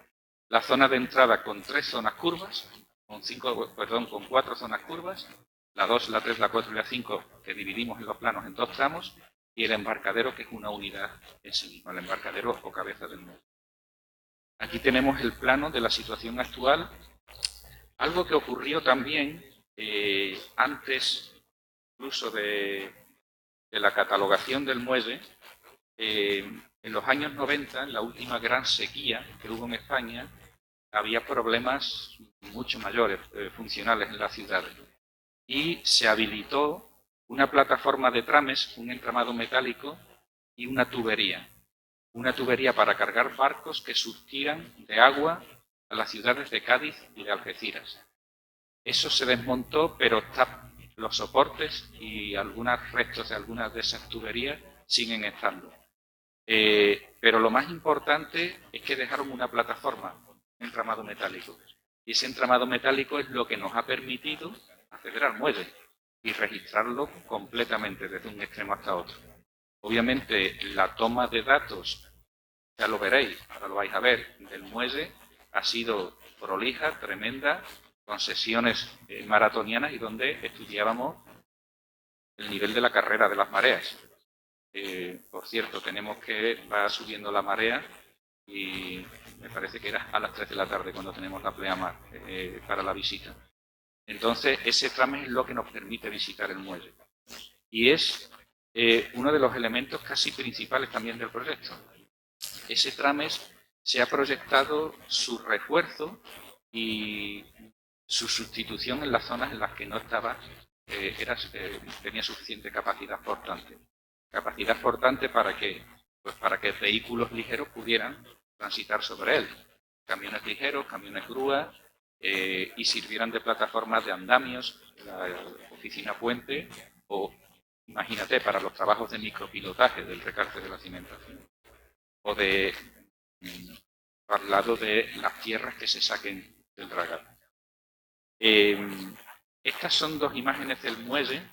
El muelle tiene como 3 niveles. El nivel de los pilotes, luces de arrastramiento, el nivel de las vigas longitudinales, que van encima de los pilotes, y el nivel de las vigas transversales. Tengo que deciros que los pilotes y las vigas longitudinales son todas originales. Son todas las que estaban cuando se instalaron, dependiendo de la época, 1869, 71, 1915, 1923. Sin embargo, las vigas transversales casi todas se han sustituido. Y se han sustituido por vigas que han ido reponiéndose. Claro, esas eran las que tenían más desgaste. Esas son las que están más cerca del tránsito de los trenes cargados de mineral. Con lo cual, son raras las vigas transversales originales que hay en el muelle. Solo quedan, curiosamente, la bifurcación, en ese punto que hemos dicho que salía el muelle original. Ahí tenemos un alzado del muelle. Una cosa interesante también para nosotros los arquitectos es una estructura de esta como la representa. Bueno, y para los ingenieros, por supuesto, cuando digo arquitecto me refiero, vamos de la mano. ¿Cómo representas un alzado del muelle? En verdadera magnitud no, porque no es lo mismo por el intra-2 que por el tras-2, y eso va haciendo curvas contra curvas. La forma de representarlo en alzado es coger el eje y extenderlo. Con lo cual, por eso no coincide la planta con el alzado. Y a lo largo de ese eje es donde vas definiendo todas las palizadas. Y aquí, aunque está muy pequeño y no se ve muy bien, pero este perfil es importantísimo, porque ahí tenemos gran parte de los elementos que tienen que ver con la vida del muelle. En principio, tenemos todos los pilotes, como veis, y todos los pilotes con sus roscas Mitchell, y esos pilotes llegan a profundidades distintas según donde estemos. Vemos que en la manga de acceso, pues más o menos la profundidad es parecida. Después en la zona de entrada se hincan más profundo. En el embarcadero, que es donde van a estar las cargas, de las grúas, de la oficina puente, todo eso, son más profundos. Claro, tenemos incluso y hemos estudiado los cálculos originales. Los cálculos originales de 1915, a mano, aplicando las fórmulas de resistencia de materiales que estudiamos en la escuela. Ahí estudiaban a resistencia y a flecha. Ya lo demás no. Bueno, los pilares a pandeo también. Pero inestabilidades, uniones, cruces de arrastramiento, nada de eso está calculado. Eso está hecho sobredimensionándolo y es como de propina y demás. Claro, ellos no podían llegar hasta el estrato de gravas, hasta el estrato firme que tenemos, porque los fangos tienen una potencia grande. Entonces, se quedaban con las roscas Mitchell donde ellos pensaban que podían quedarse, según los cálculos que hacían. Pero el nivel del suelo, del mar, en esa época no era el de ahora. el nivel de ahora es mucho más alto, por dos razones. Porque ese bosque de pilotes que hay ahí hace que las mareas, conforme van pasando, van depositando fango, con lo cual va creciendo un relleno. Pero no solo eso, en las operaciones de carga y descarga de mineral, en los barcos se caen minerales al suelo, con lo cual tenemos un espesor de relleno muy grande que en algunos sitios supera los 8 metros. Con lo cual, el nivel, el calado que tenemos a lo largo del perfil del muelle es completamente distinto del que teníamos cuando se instalaron los pilotes. Y eso es importante incluso en el comportamiento mecánico, porque eso es un peso grande. Un peso de un relleno de 8 metros de altura pesa mucho. Y eso está encima de un suelo muy blando. Un suelo muy blando donde están pinchados los pilotes. Entonces, tienen el efecto, por una parte, de que provoca asientos adicionales a los de la carga de los pilotes, pero tiene un efecto positivo, y es que esos suelos que estaban normalmente consolidados, es decir, estaban vírgenes, al comprimirse, cogen más rigidez y resisten más. Y además, otro aspecto bueno es que los pilotes que antes tenían una altura libre muy grande, ahora la tienen menos grande, están más abrigados. Con lo cual, ese relleno tiene aspectos buenos y aspectos malos. Y ahora vamos a ver lo importante que es eso para la rehabilitación. Esto es una infografía del arranque del muelle, desde el Puntal de la Cruz. La verdad es que es un sitio precioso. Y aquí tenemos planos del proyecto. Bueno, los planos tenemos como familias de planos. Hay 150 planos en el proyecto, de los cuales el muelle entero está a escala 1:500 y después tenemos esos tramos que hemos visto a escala 1:100. Todos los planos son longitudinales. Aquí vemos la manga de acceso, esa zona primera que decimos, del siglo XIX, donde arranca y donde termina, en la bifurcación, y vemos una sección transversal de una palizada del muelle. Vemos que los pilotes tienen las vigas longitudinales que están en sección, unas vigas transversales que tienen unas ménsulas, sobre eso se montaba el tablero, y sobre el centro de las vigas transversales pues van las vías del tren. Ese elemento curvo que vemos a la izquierda es el soporte de la tubería que hablábamos antes. Después hay unas cruces de ariostramiento a distintos niveles. Tenemos ariostramiento entre los pilotes, y también en el canto de las vigas longitudinales. Las vigas longitudinales son tan grandes de canto que dan para meter ariostramiento entre ellas. Las de la manga de acceso tienen 50 y tantos centímetros de canto. Pero después las de la zona de entrada, las nuevas, son de 70 o incluso de 1 metro, de más de 1 metro en las zonas del embarcadero. Aquí tenemos la planta de pilotes en la manga de acceso y aquí tenemos la imagen. Bueno, decía que una estructura de esta es un elemento vivo, un organismo vivo. Claro, cuando instalaron en el siglo XIX ese primer ramal, lo hicieron en base a la experiencia que tenían, pero era uno de los primeros muelles que se construían en el mundo. Solamente se habían construido antes en el Reino Unido. Y entonces separaron, los pilotes están separados en una palizada 10 pies, 3 metros y pico, de 0,5, pero las palizadas entre sí estaban separadas 20 pies, 6,10, 6,10. Y empezaron a darse cuenta, cuando empezaron a utilizarlo, que la flecha de las vigas era excesiva, que aquello flechaba excesivamente, esas vigas longitudinales tan grandes. Esas vigas, como veis, están roblonadas, es decir, esas están armadas. Son vigas conformadas por una chapa que es el alma y después unos ángulos que están cogidas con roblones y que forman las alas.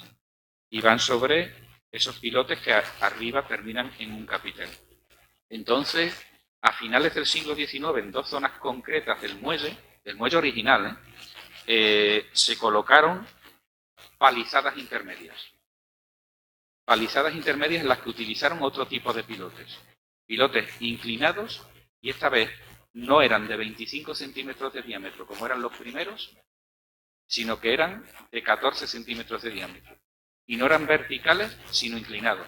Y no eran tubulares, sino macizos. Y vemos eso que aparecen ahí. Claro, solamente tenemos palizadas de este tipo, de la 2 a la 35 en el arranque del muelle, las vamos a ver, y en la zona de la curva. Pero de esa zona de la curva ya lo único que queda es el comienzo. Porque eso se desmontó, como hemos visto, en los años 80. Pero ahí están esos pilotes. Y esto es lo que hicieron.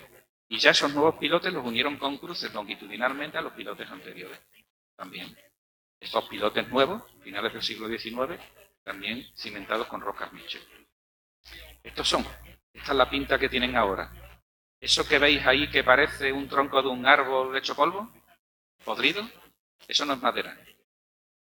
Y curiosamente no es fundición, es acero. Se colocaron a finales del siglo XIX y con la originalidad de que no los hicieron de fundición, los hicieron de acero y por eso están tan atacados, porque el acero resiste mucho menos a la corrosión. Pero luego vamos a ver que por debajo de esa exfoliación exterior, el acero está brillante, precioso, sanísimo. Luego, esto fue ya en los años 50. Claro, nos preguntamos, bueno, ¿y por qué lo hicieron solo hasta la palizada 30 y tantos? Y luego hay otros 250, casi 300 metros más, donde están separados 20 pies, donde tenían una flecha excesiva y no los colocaron. Pues no lo sé, no sé por qué. Pero lo que sí sé es que en los años 50, en esa zona donde no habían colocado esos pilotes intermedios, colocaron estos artilugios. Unas bielas de compresión. Fijaos en el invento. Consiste en unos tirantes que son parejas de redondos de acero de 4 centímetros de diámetro que están atirantando unas bielas que son unos perfiles en T y que están apuntalando la sección central de la viga. De manera que cuando pasan los trenes cargados de mineral, la viga intenta afectar, trabaja la estructura triangulada y lleva a la cabeza de los pilotes esos axiles, esos esfuerzos. Y reforzaron también la cabeza de los pilotes con esas camisas que estamos viendo. Le pusieron un refuerzo. Eso nos dio ideas importantísimas para ahora la rehabilitación, diseñar los refuerzos estructurales. Bueno, no tengo que decir que cuando ampliaron en el siglo XX ese segundo ramal, ya habían aprendido que la distancia a la que funcionaban bien las palizadas no eran 20 pies, eran 10 pies. Y toda la zona nueva no están separados 20 pies, están separados 10 pies, están separados a 3 metros. Entonces tenemos estas dos zonas de la manga de acceso donde hay pilotes inclinados intermedios en nuevas palizadas en el interés de las anteriores, en una zona y en otra donde están las vigas de compresión. En los años 50, hasta los años 50 no se colocaron. Estas son las secciones transversales, por lo tanto, de esas distintas palizadas de la manga de acceso, que dependen de que los pilotes sean verticales, los originales, que sean inclinados, esos que se colocaron después, o los que están entre las vigas de compresión. Entramos en la zona de entrada ya del siglo XX. Como vemos, ya la experiencia es un grado. Los que nos dedicamos a esto aprendemos de nuestros errores. Y dice ahí flecha excesiva para las locomotoras y los vagones cargados de mineral. Vamos a colocarlo cada 10 pies, a la mitad de luz. Con lo cual, a partir de ahí ya no hubo problema. Y tenemos las palizadas cada 10 pies, cada 3 metros, cada 3,05. Ya se van diversificando, se van multiplicando los pilotes conforme se van diversificando las vigas.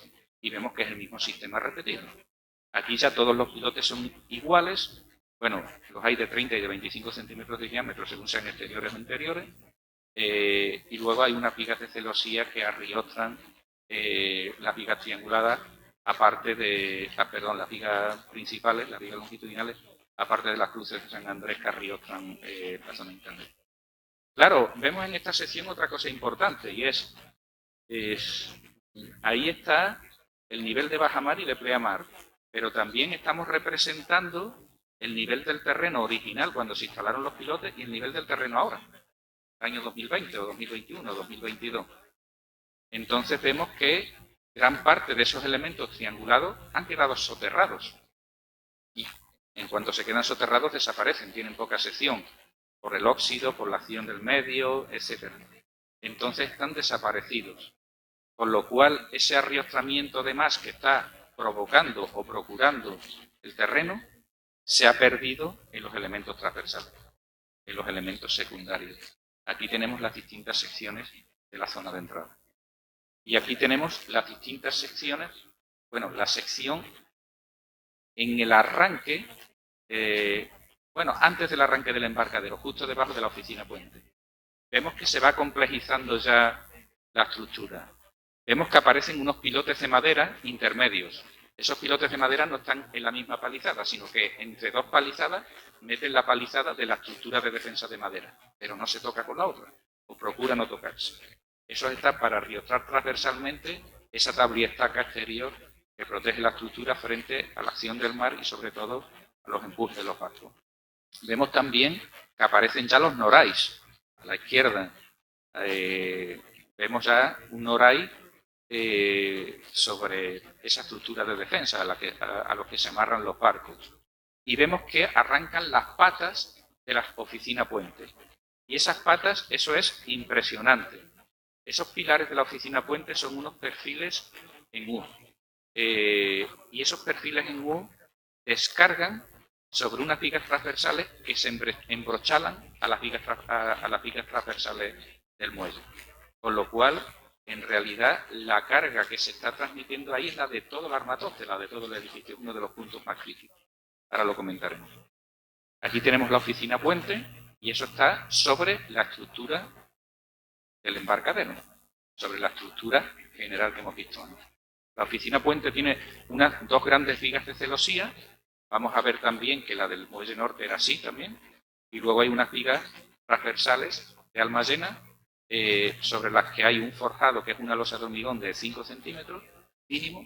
Y después hay esos perfiles verticales que hacen el cerramiento que tienen unas placas de hormigón entre sí, cubiertas de uralita. En su momento parece que las tejas eran de zinc y dos escaleras simétricas por ambos lados.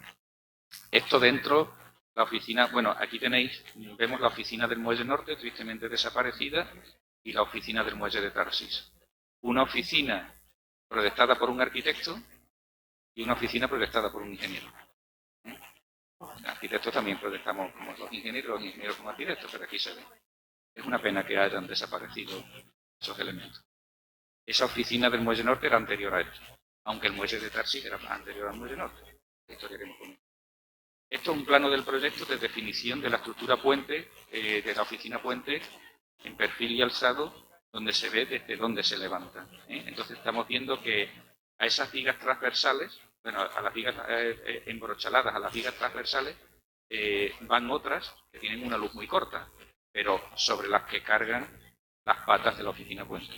Ese es un punto delicadísimo porque ahora vamos a ver imágenes de cómo están esas vigas, con el alma prácticamente desaparecida. Con lo cual, una de las primeras acciones del proyecto de la rehabilitación es apear esa estructura para evitar que vibraciones de las obras, de la hinca de los pilotes, de los micropilotes, de las excavaciones, etcétera, puedan hacer que pierda la estabilidad que bueno, eso está en equilibrio inestable ahora mismo, ¿no? Esto es un render de la oficina puente, como queremos que quede y demás. Luego lo comentamos. Aquí tenemos la estructura del embarcadero, ya tenemos palizadas de 7 pilotes y vemos que se diversifican las vías en 4. Claro, el muelle de Río Tinto, el sistema que tenía era completamente distinto porque tenemos varias plantas. Entonces, en el muelle de Río Tinto, unos trenes iban y luego descargaban y volvían, porque tenemos esos niveles. Y además está estudiado muy inteligentemente el sistema de rampa para que fuera casi por gravedad. Pero en el muelle de Tarsis no, es una sola planta. No es tan espectacular como el otro, pero es más grande, tiene el elemento singular de la oficina puente y estaba estudiado para que a base de cambios de vías y otros artilugios, pues no se interrumpiera el tráfico. Aquí vemos que en el embarcadero hay también unas cruces contra vientos horizontales para darle rigidez al elemento que iba a tener más uso como placa. Estos son secciones del embarcadero con las plantas de longitudinales, vigas transversales y de pilotes. Y esta es la estructura de defensa.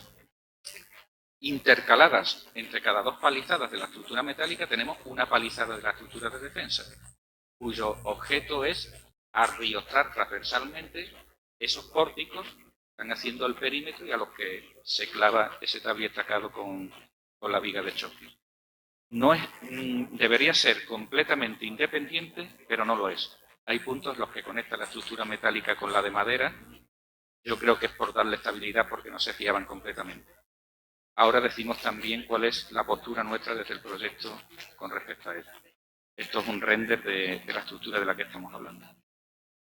Por supuesto, creer que del entarimado, de otros elementos que quedaran en el muelle, pudiera sobrevivir algo después de los incendios, del desmontaje y demás, absolutamente irreal. No, por supuesto, no queda nada.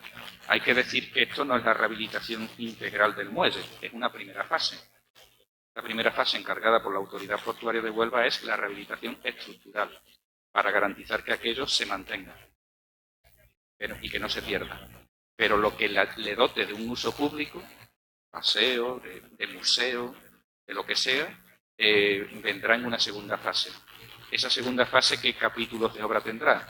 Pues el entarimado, las instalaciones, los revestimientos finales interiores de la oficina puente, las instalaciones de la oficina puente, el alumbrado, etcétera.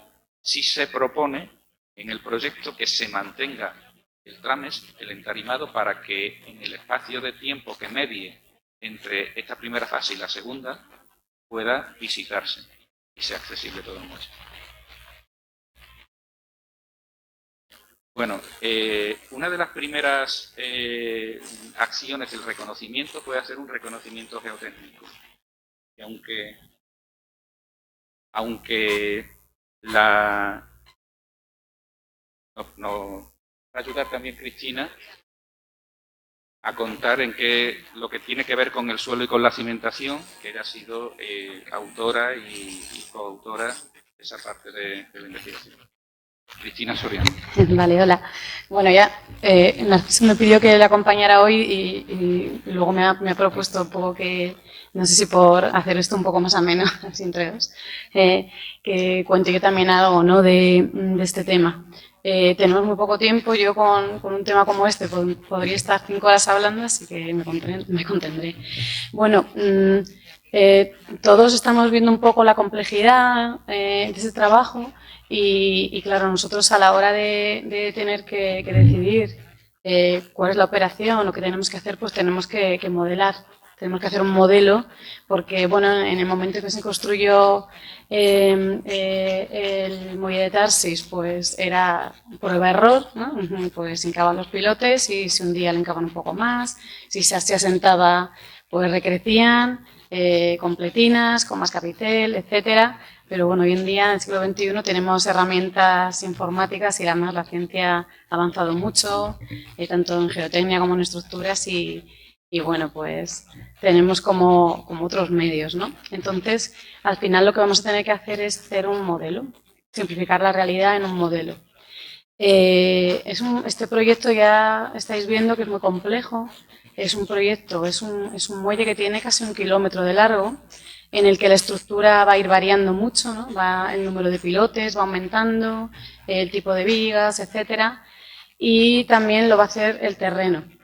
Y con la dificultad de que, bueno, sobre los elementos estructurales sí teníamos los planos del proyecto original, luego ahora veréis, ¿no?, que Narciso va a contar cómo se fue haciendo como una revisión muy minuciosa, toma de datos uno a uno, lo veréis ahora, no quiero hacer spoiler, ¿vale? Pero bueno, pues de alguna manera teníamos como más confianza en cómo eran esos elementos, ¿no?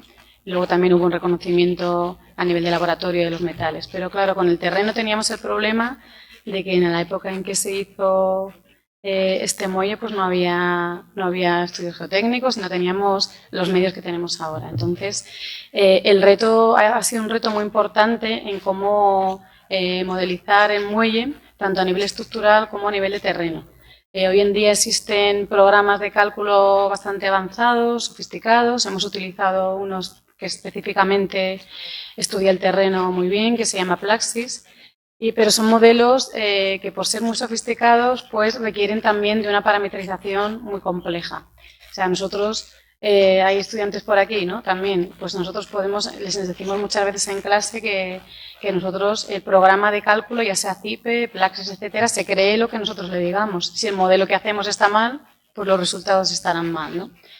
Bueno, pues dentro de esto, el tema de reconocimiento de terrenos es muy importante y en un caso como este, en el que tenemos una cimentación en un suelo blando, muy blando. Suelos muy complicados, suelos que tienen un proceso de consolidación secundaria que ya depende del tiempo, independiente de la presión, además de la consolidación primaria. Y entonces, para nosotros era fundamental poder modelar el terreno y parametrizarlo lo mejor posible y lo más rigurosamente posible, dentro de que todos conocemos que el terreno es, digamos, un elemento muy vivo, ¿no? Vale. Bien, entonces, ¿qué hicimos? Bueno, pues tenemos documentos, los documentos del marco geológico general, tenemos también los documentos de muchos estudios geotécnicos de la zona y luego aquí hemos hecho un reconocimiento que ha hecho Elabora con un sondeo y ensayos de penetración, discontinuos en este caso. Más allá de eso también hemos hecho una campaña geofísica marina. Esto ha sido importantísimo porque, claro, imaginaos lo que es una distancia de 1 kilómetro casi. Nosotros en una parcela vamos a hacer un proyecto en una parcela y en otra en 1 kilómetro más lejos y todos entendemos que el terreno puede ser muy diferente. Bueno, pues nosotros hemos complementado este reconocimiento con un sondeo, también ahora veremos una campaña geofísica. El sondeo, coherente con todos los sondeos que tenemos de la zona también, pues muestra que tenemos un estrato superior que ha comentado Narciso de sedimentos mareales, en este caso del muelle, pues combinados también con restos de derrame de mineral de la época en la que los trenes se cargaban por allí, que van variando entre 0,3 y 10 metros, que es una variación bastante grande. Después tenemos el estrato más definitorio del comportamiento de este muelle, que es el estrato de arcilla fangosa, blanda por supuesto, y que tiene una potencia muy extensa entre 6 y 25 metros.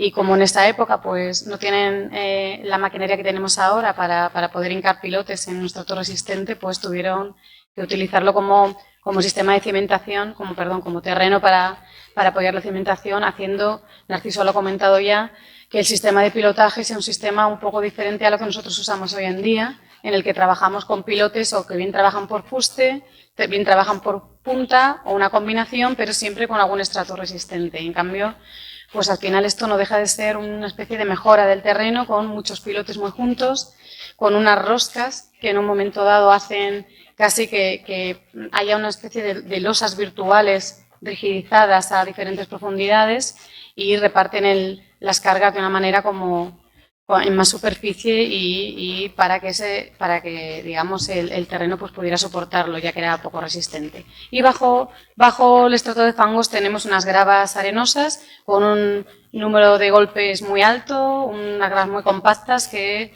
es un estrato bastante resistente, que utilizaremos, como veremos luego, en el recalce.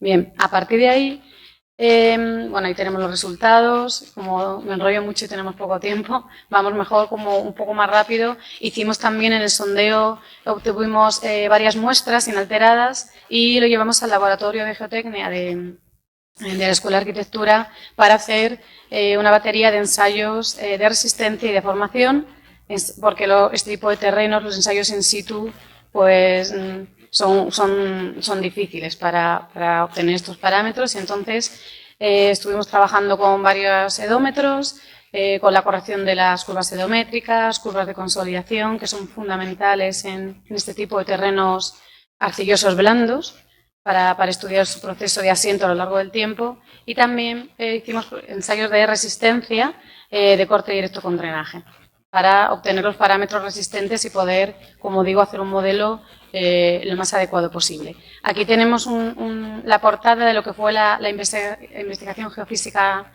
que hicimos, con 4 perfiles, 4 tomografías eléctricas, también hubo un perfil sísmico y con batimetría.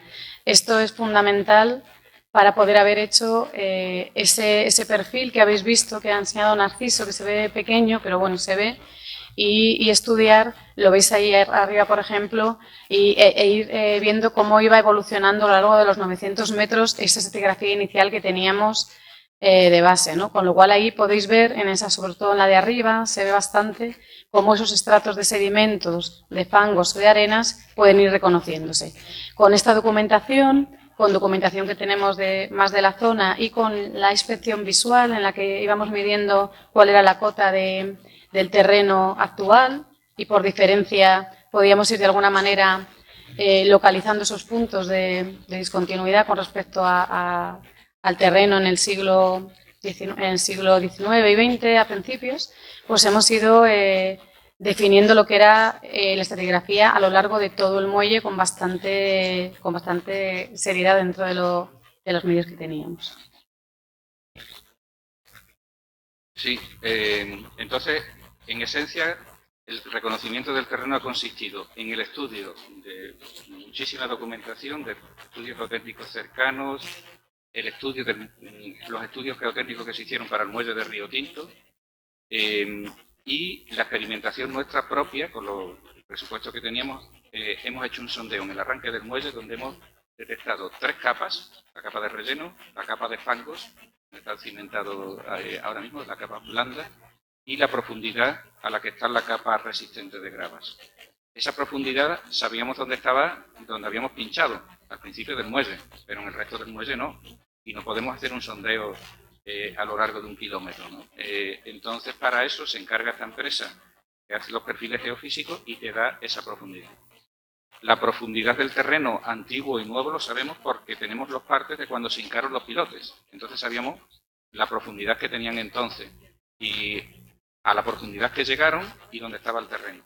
Y en cada palizada lo hemos medido nosotros, in situ. Entonces, con estos perfiles geofísicos sabemos la potencia del estrato de fangos y la profundidad, por lo tanto, a la que está el terreno firme. Sacamos muestras de allí y se ensayaron en el Laboratorio de Mecánica del Suelo de la Escuela de Arquitectura, por economizar, claro. Toma de datos in situ. Pues otra cosa muy importante, la catalogación in situ. Y la catalogación te la dicen los propios elementos que tienes ahí.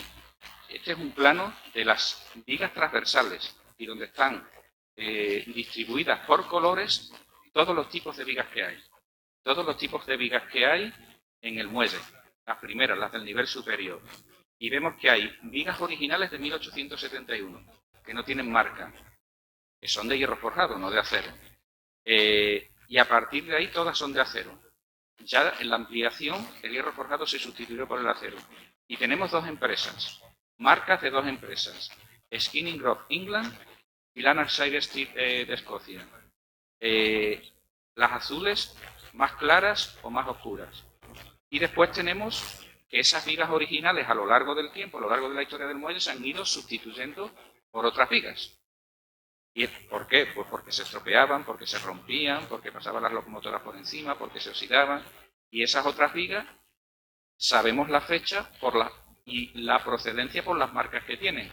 JMA, Altos Hornos de Vizcaya, Altos Hornos del Mediterráneo, con marcas, sin marcas, con lo cual tenemos identificadas todas las vigas del muelle. Y ahora seleccionamos también, por supuesto, ajustando el presupuesto, los elementos de los que tomábamos muestras, los elementos de acero. Esto no es ya del terreno, esto es de la estructura. Aquí tenemos, por ejemplo, una muestra tomada de un pilote tubular. Por supuesto, como tenemos un presupuesto limitado, solamente ensayamos elementos originales y elementos antiguos. Las vigas de Altos Hornos de Vizcaya sabemos cuánto resisten. Hasta ahora eso lo tenemos totalmente controlado. Y sacamos muestras de estos elementos del muelle. De la viga longitudinal de hierro al principio, de un pilote de hierro fundido, o sea, de fundición, del principio de la palizada 6, y después un pilote de acero de esos inclinados, el 109, en la bifurcación, una viga transversal de hierro forjado. Habíamos dicho que solo la bifurcación permanecían las antiguas. Las vigas longitudinales hemos dicho que son todas originales. Y ya transversales o longitudinales en función para poder identificar el comportamiento de las vigas originales de esas 2 marcas distintas que teníamos. Y esta es la imagen de esas muestras. Esas muestras que exteriormente se ven horribles, dentro el hierro, el material es estupendo. Está sanísimo, como si fuera cualquier elemento de acero de hoy en día. Incluso la capa de óxido superficial protege lo que tenemos dentro. Aquí tenemos, bueno, se hace un estudio macroscópico, microscópico, químico, de resistencia. Y aquí tenemos, por ejemplo, de un pilote de fundición como es la microscopía al microscopio. Y tenemos las fotos de las muestras. Esto es una muestra de acero. Claro, nos ha sorprendido, aquí fue donde descubrimos que los pilotes inclinados macizos de finales del 19 eran de acero. Pensábamos que eran de fundición. Aquí es donde descubrimos que todas las vigas del embarcadero y demás son de acero, las del siglo XX, no eran de hierro forjado. Y esta es la zona de la bifurcación que comentábamos, ¿no? que son de hierro forjado. Bueno, estas son las distintas muestras y aquí tenemos los resultados, que podemos compararlos con los valores de hoy en día y vemos que son valores altos, de resistencia, de compresión, de tracción, de límite elástico, de carga de rotura, muy por encima de lo que daban las normas históricas de esa época. Lo que no está nada bien, por supuesto, son los elementos secundarios, capiteles, cruces de arriozamiento, presillas, cartelas, todo eso está horrible. Clasificamos todos los elementos por colores, con un código de colores muy claro y con todo esto está codificado, de manera que el rojo es lo que tiene que sustituirse, lo que está en un estado horrible, lo amarillo es lo que puede reforzarse y lo verde lo que está en buen estado, ¿no? Y así pues todos los elementos. Creamos una nomenclatura para que todos los elementos del muelle tuvieran un nombre, un carnet de identidad, de manera que lo tuviéramos identificado. Fijaos cómo está una de las vigas transversales, las que carga la oficina puente. Ahí es donde está el castillete completo de la oficina, en una de las 4 patas de la oficina puente, eso es lo que tenemos debajo, el alma de la viga completamente desaparecida. Aquí tenemos unas cifras generales para que sepamos de lo que hablamos.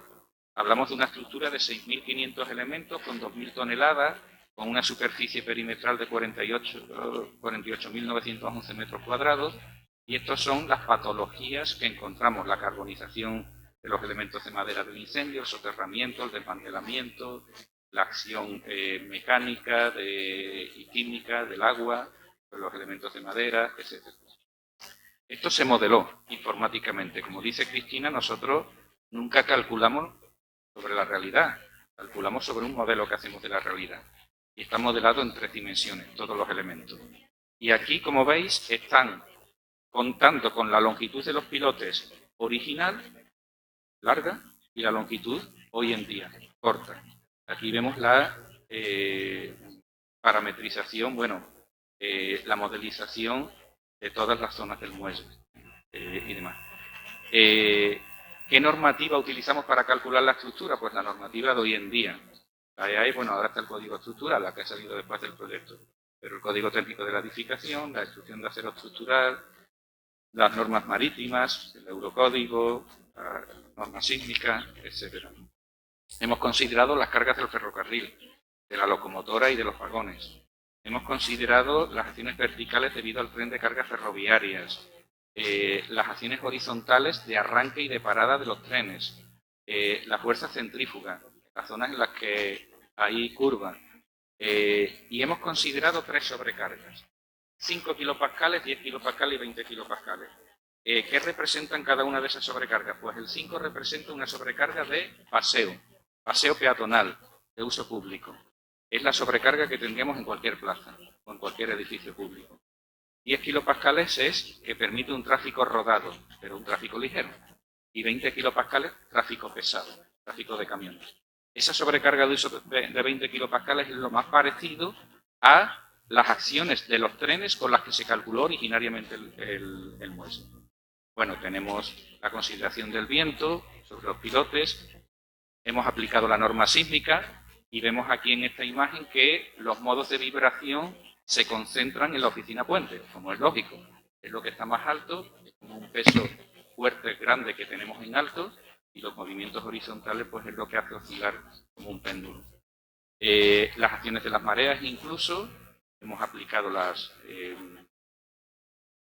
situaciones de dimensionado establecidas en la normativa con las combinaciones de las hipótesis. Y hemos calculado 4 escenarios. El primero, el nivel histórico con la estructura ideal, es decir, como si tuviéramos la estructura recién terminada y con las cargas que se aplicaron históricamente, las cargas de los ferrocarriles. El segundo, el nivel actual. Es decir, el escenario 2 consiste en la estructura tal y como está ahora, suprimiendo todos los elementos deteriorados o desaparecidos y con el empotramiento de los pilotes actual. El nivel 3 es suponiendo que rehabilitamos el muelle completamente, recuperamos todos los elementos, pero mantenemos el nivel de los pilotes, no hacemos dragado ninguno, no hacemos excavación. Y ahí aplicamos 3 sobrecargas, 5, 10 y 20 kilopascales. Y el nivel 4, el escenario 4, es lo mismo, pero considerando que hacemos un dragado de manera que descubramos los pilotes completamente. Entonces, hemos localizado las zonas más problemáticas, las zonas en las que no cumplen los elementos y, bueno, aquí están las leyes de flectores y demás, no nos vamos a parar en esto, pero hemos hecho unas tablas donde se ve para cada uno de los grupos de elementos, hemos puesto en rojo cuáles son las comprobaciones que no se cumplen. Como vemos, para los pilotes no se cumplen muchas comprobaciones de la normativa actual, pero con las cargas de ferrocarril en el escenario 1, los tenemos en rojo. Sin embargo, en el escenario 2, como está ahora, no tienen problemas para los estados límites últimos. Y en el escenario 3 y 4 aparecen los problemas con las sobrecargas grandes, las sobrecargas de tráfico ligero o pesado. Estos son los estados límites de servicio donde no hay más problemas que en el escenario histórico, de cargas históricas, en los pilotes. En las vigas longitudinales sí vemos que hay zonas, en las palizadas 68-102, donde estaban las bielas de compresión que se colocaron en los años 50, es decir, donde todavía queda el interés de 6 metros, de 20 pies, vemos que hay vigas longitudinales que no cumplen en ninguno de los escenarios. Las comprobaciones de estados límites de servicio, sin embargo, sí. Y las vigas transversales, pues vemos que también los incumplimientos se concentran o bien con las cargas históricas o bien con las cargas de tráfico grande.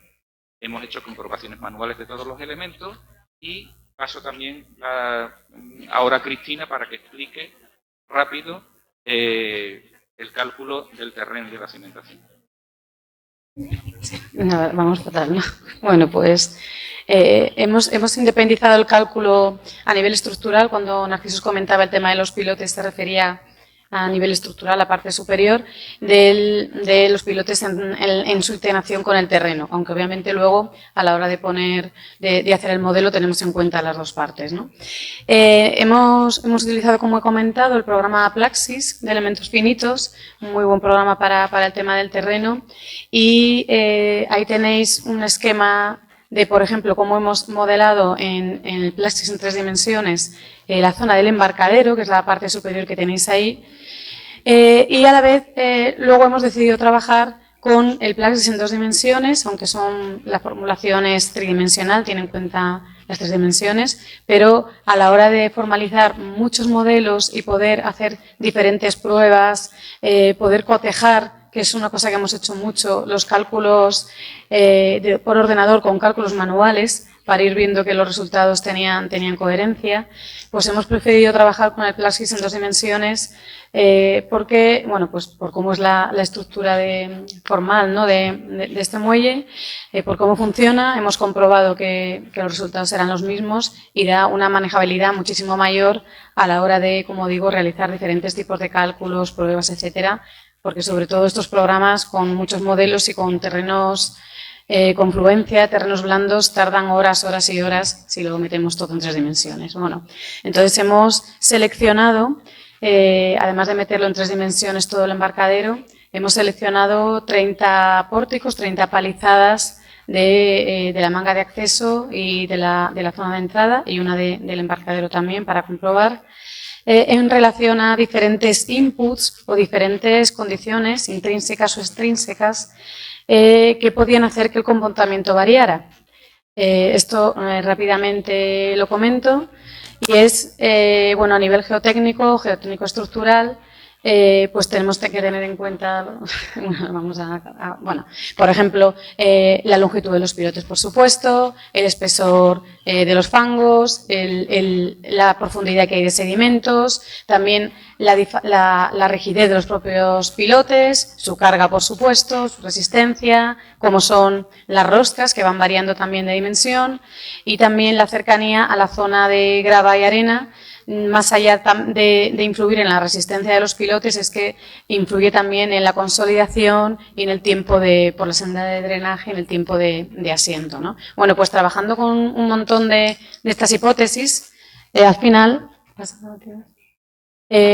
hacemos unas tablas resumen con todos los resultados en la que nos pareció interesante ponerlo por colores tipo semáforo para detectar aquellas palizadas, aquellos pórticos que eran más desfavorables. Como veis, son los que tienen como toda la banda roja, muchas condiciones desfavorables que hacen que sus asientos, que va a ser el mayor problema de los pilotes en relación a la cimentación, pues son mayores, ¿no? Que es una zona atravesada que atraviesa un estero, el estero de San Andrés, y tiene unas palizadas que tienen unos asientos de 5, 6 centímetros, 7 centímetros, que además, en comparación con las palizadas que tienen después, que tienen mucho menos asiento, pues provocan distorsiones angulares inadmisibles y que luego van a servir como base para diseñar el recalce, así como la zona de la oficina puente, que tiene muchas cargas. En sí no tenía problemas de asiento máximo, pero sí de distorsión angular con las palizadas en las que no está la oficina y presentaban un asiento mucho menor.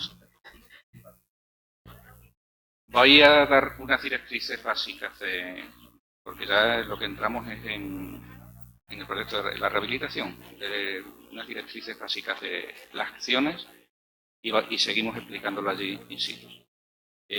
Bueno, hemos dicho que la gran decisión, y lo hemos tenido en cuenta en el cálculo, es qué pasa con este relleno que se ha acumulado a lo largo de este siglo y medio y que soterra y hace desaparecer los elementos secundarios del muelle. Hemos visto que tenemos dos escenarios de cálculo, dejándolo al nivel que están ahora, con lo cual no podríamos recuperarlo, o bajándolo al nivel histórico, con lo cual podríamos recuperarlos todos. Pues después de estudiar estructuralmente y ver los resultados, la opción que se tomó ha sido la de hacer un dragado, es decir, una excavación debajo del muelle a un nivel suficiente y necesario para que se puedan recuperar todos los elementos secundarios, todas las cruces de arrietramiento. Entonces nos vamos al nivel más bajo al que llegan esas cruces, excavamos 1 metro por debajo y se recuperan todas las cruces y de esa manera tenemos la imagen, la configuración original del muelle y además la contribución estructural de esos elementos. Ahí tenemos la bifurcación. Para eso hay que hacer un dragado y ese dragado se proyecta con una excavación interior en el ámbito de los pilotes del muelle y una excavación exterior. Luego comentamos cómo. Entonces lo que hacemos es que nos separamos 1 metro a cada lado de cada palizada y hacemos un talud a 45 grados y excavamos toda esa parte del relleno que queda dentro para poder posibilitar lo que hemos hablado antes. El segundo paso, después del dragado, es el recalce de la cimentación. Cristina ha dicho que hay 2 zonas que no cumplen. Hay 2 zonas del muelle donde los pilotes no son suficientes para la sobrecarga de uso público de 5 kilopascales, que se supone que es lo que pretendemos, recuperar el muelle para el uso público. La zona atravesada por el estero de San Andrés, donde el flujo del agua ha lavado ese relleno y además se junta que el embotamiento de los pilotes es menor, y después la zona de la oficina puente. ¿En qué consiste? Pues esto es una solución original, que probablemente patentaremos también, Paco, y está inspirada en el muelle de Río Tinto. En el muelle de Río Tinto la cimentación no es como esta. Tiene pilotes igual que esta, la estructura es como esta, pero tiene 2 grandes diferencias. Las vigas son de celosía, no son de Almayena y tienen una luz más grande. Y la segunda es que en la orilla de Huelva la profundidad de los fangos es todavía mayor y los fangos son todavía más blandos. Con lo cual ni siquiera con las roscas de Alexander Mitchell era suficiente. Con lo cual, y además tiene 2 plantas, ¿qué hicieron? Pues lo que hicieron fue encepar la cabeza de los pilotes con una plataforma de madera. Es decir, en el siglo XIX inventaron la cimentación, bueno, de la losa pilotada. Pilotes y losa, y la losa es ese tablero de madera. Pues eso es lo que vamos a hacer con este recalce. Vamos a hacer una losa, no de madera, de hormigón, que va a quedar oculta, va a quedar por debajo del nivel ese de la excavación, que vamos a unir solidariamente a los pilotes actuales, sean de fundición o sean de acero, y que a su vez vamos a cimentar con otros micropilotes nuevos en el estrato de grava, porque ahora sí tenemos medios para llegar hasta allí. Entonces, vamos a excavar 1 metro más para poder meter el canto de la losa que tiene 1 metro. Vamos a clavar los micropilotes hasta el estrato de gravas con el empotramiento calculado para que transmitan las cargas. A esos micropilotes les vamos a colocar unos conectores al nivel de la losa. Vamos a colocar unos conectores que son interesantísimos en los pilotes actuales al nivel de la losa. Vamos a hormigonar la losa y vamos a taparla. Y ese recalce va a quedar oculto. Y eso se propone ahora para estas 2 zonas con micropilotes al 3 bolillos entre los pilotes que están actualmente y también para el futuro si se quisiera ampliar el uso o hubiera otras zonas en el futuro que dieran problemas. Esa es la actuación sobre la cimentación. Los elementos metálicos, pues todos ya he dicho que están clasificados, todos con su estado de conservación, elemento por elemento, y están recogidos los que tienen que ser sustituidos y fabricados en taller, los que tienen que ser reforzados y los que vale con un tratamiento superficial. La oficina puente. Pues la oficina puente, fijaos lo que tiene, el peso que tiene esa losa de hormigón de 5 centímetros, que tiene tabiques de albañilería y una solería de terrazo. Actualmente es algo completamente inapropiado. Entonces, en la oficina puente lo que planteamos es recuperar la estructura original, quitar esa losa de hormigón, quitar las placas de hormigón de los cerramientos, quitar la cubierta de uralita que no es original, sanear la estructura, igual que la estructura del muelle, del embarcadero, y lo único que hacemos en este proyecto es cerrarlo, el cerramiento, tanto el cerramiento vertical, con, vamos a decir, un muro cortina de vidrio, no es un muro cortina porque está entre los elementos metálicos actuales, de manera que en el zócalo, hasta el zócalo va a tener un tratamiento al ácido, vamos a tener mate y por encima va a ser transparente. El forjado va a ser un forjado de chapa colaborante, no tiene sentido una losa de hormigón ni ese peso, que además tenemos un interés de vigas perfecto para hacer eso, y la cubierta va a ser una cubierta sándwich, por supuesto, una cubierta sándwich que vamos a colocar sobre los elementos estructurales. Y eso va a quedar completamente cerrado, con las ventanas estudiadas y las puertas estudiadas para que ventile, y va a quedar como un mirador precioso, 360 grados, a Marismas del Odiel, Huelva, el muelle y todo lo que tenga. Para una fase posterior se dejarán las instalaciones, solería, etc. Otro día os contaré, o si acaso ahora en la visita, cómo apeamos esa estructura metálica, esas patas de la oficina puente, porque es algo también muy original y muy bonito. Estos son los planos definitivos de la oficina puente, como quedaría, las 2 secciones, y aquí tenemos el detalle de ese refuerzo, de ese apeo que hacemos, que lo que hacemos en esencia es, no nos fiamos de esa viga que está destrozada y entonces le vamos a colocar otras vigas perpendiculares. Unas vigas que están diseñadas, unas vigas en cajón, con UPNs abiertos hacia afuera o hacia adentro, de manera que colocamos primero, soldamos a las patas actuales de las torretas de la oficina puente, después cerramos, con lo cual cerramos la viga, y cuando ya la tengamos sostenida por esas vigas que están cruzando las originales, sustituimos las otras. Y lo que proponemos ya es que ese apeo se quede permanentemente, que no sea un apeo provisional. Al fin y al cabo son los mismos elementos. Este es otro trabajo interesantísimo, catalogación de todos los capiteles del muelle. Son todos singulares, son obras maestras de la ingeniería. Cuando en el siglo XIX se pusieron a clavar los pilotes, a hincar los pilotes en el lodo, unos les quedaban más altos, otros les quedaban más bajos, había zonas que asentaban más que otras, y hay soluciones originales con pletinas justapuestas, con pletinas verticales curvas, con pasadores.